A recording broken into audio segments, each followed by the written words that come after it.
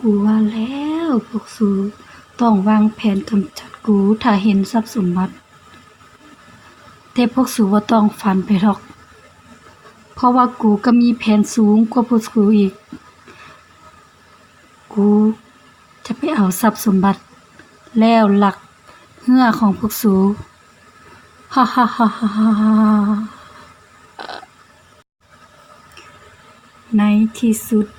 กูก็เข้ามาฮอดจุดนี้จนได้มันจะต้องเป็นของกูเพียงคนเดียวฮ่าฮ่าฮ่าฮ่าฮ่าพบแล้วเพชรเม็ดใหญ่ที่สุดในโลกฮ่าฮ่าฮ่าฮ่าฮ่าฮ่าฮ่า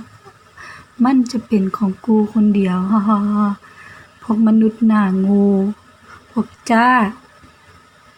สู่ยังเทียบบ่ได้สัตว์เดรัจฉานคือกูฮ่าฮ่าฮ่าฮ่าฮ่ากูจะเอาเหือพวกสูแล้วก็ออกไปจากแห่งนี้ให้พวกสูตายเป็นผีเฝ้าทะเลไปเลยฮ่าฮ่าฮ่าฮ่าฮ่า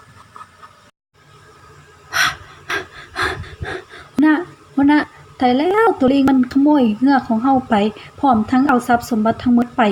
บักฮาลิงนี่มันแท้บ่ผู้ใสอยู่นี่มันอยู่ไสมันไปแล้วหัวหน้ามันไปแล้วตายแล้วตายชีวิตของกูจะต้องเอาชีวิตมาถิ่มไว้ในเกาะแห่งนี้แล้วตายบักลิงบักสันดานในที่สุดมันก็เอาทุกอย่างไปแสดงว่าเฮาสองคนถูกมันหลอก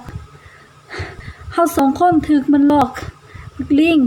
อย่าให้กูได้เห็นมึงอีกกูจะฆ่ามึงถิ่มเลยบักลิงตายแล้วหัวหน้าเฮาจะเฮ็ดจังได๋ตายแล้วข้อยยังบ่อยากตายอยู่ในนี้โอ้ยข้อยสิเฮ็ดจังได๋ข้อยสิออกไปจากเกาะแนวใด